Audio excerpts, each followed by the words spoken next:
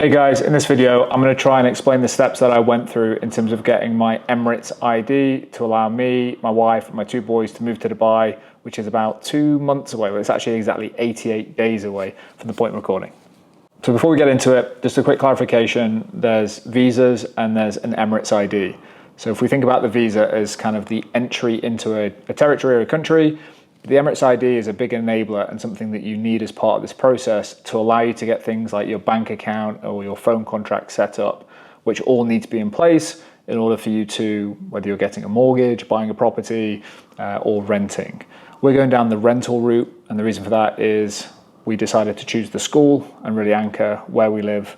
We've got this goal, personal, non-negotiable, of walking the kids to school every day. So we went school first, then we picked the area.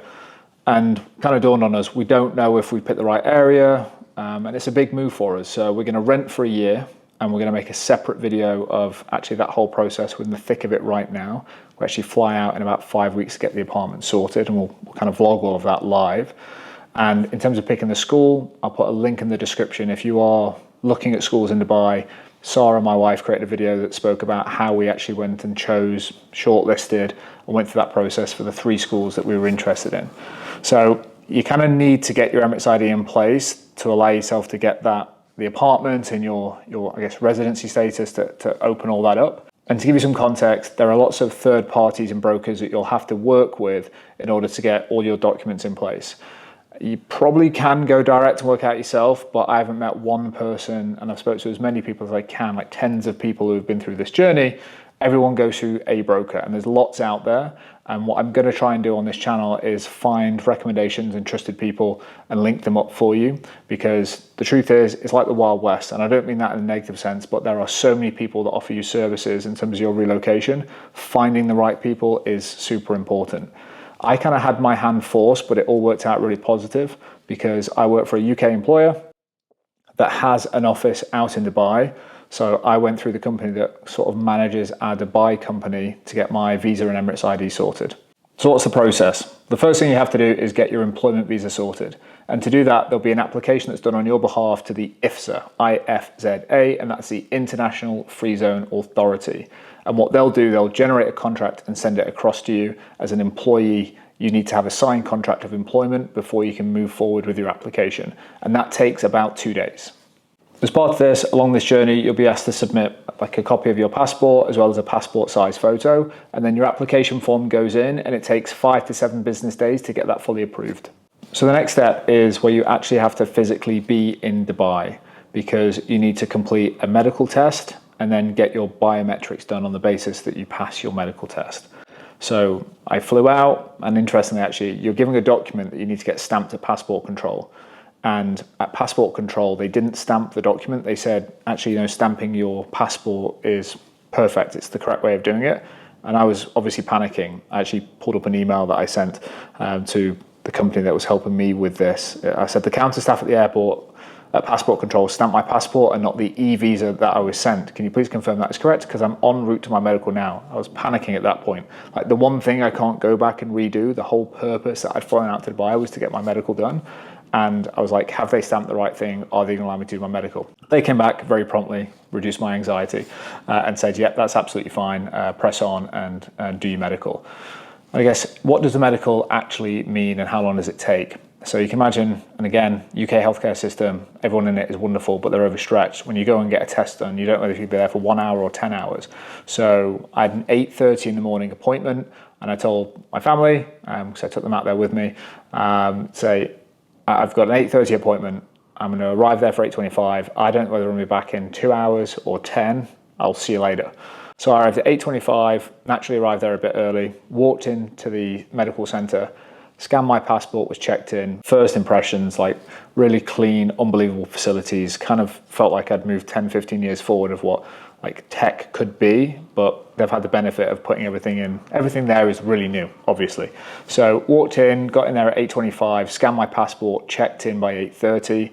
I had my blood taken and my body scan complete by 8:45. So I was in there for 50 minutes and out the door. So that was my medical test. and then I got a notification within 36 hours that I'd passed my medical test and deemed fit to become a resident of the UAE. The next stage around that then was getting my biometrics done. So on the same trip, I was able to get my biometrics complete, and I went to a place called Al Ghazal Center, and I will try and show that on a map. I arrived and there was a big long queue, and I assume that's the place that whenever you've got any version of an Emirates ID, you have to get it renewed. So there was a pretty punchy queue. I learned afterwards that because of the process that I'd paid for, I didn't actually have to stand in that queue. I could have gone separately. There was a separate queue for people that are new Emirates ID and have paid for an expedited process. But hey ho, I managed to stand there, catch a bit of rays in the morning. I was there for about 45 minutes in the queue. And what that process looked like is very simple. Yeah, I just remembered there was a small pain point here. I'd waited for like 45 minutes in the queue and then got to the front, and the gentleman asked me to show that I'd passed my medical, and I didn't have that document to hand. And my concern was I needed a physical document because everyone else in the queue had a physical document with them. And I thought they were all just locals, so that's what they had, but they actually had their medical test, I assume. So I said, not a problem, called up the company that was organising it all for me. They actually put it into my inbox already, and I was able to show a digital version of my medical pass certificate, which is what you'll receive when you pass your medical. Keep that with you, keep it to hand. They can look at a digital version, but that allows you to go and then get your biometrics done for your Emirates ID. So you queue, show your medical test and the pass, go to the front of the counter, get a ticket, sit down. I wasn't there for long, 5-10 minutes inside, much better inside during the aircon.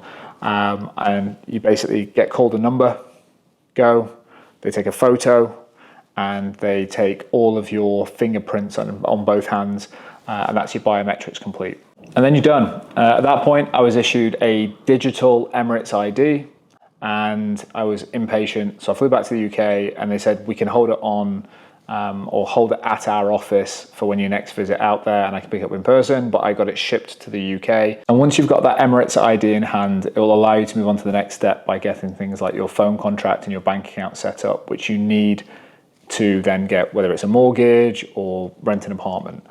And I'm only going to talk to the process that I've gone through, but there's lots of other ways that you can actually get a visa depending on whether you're going through an employer or going direct or buying a property, and you can explore things like a golden visa as an example. So I'm only going to speak to the stuff that I've been through, and if there's any questions about that, please let me know.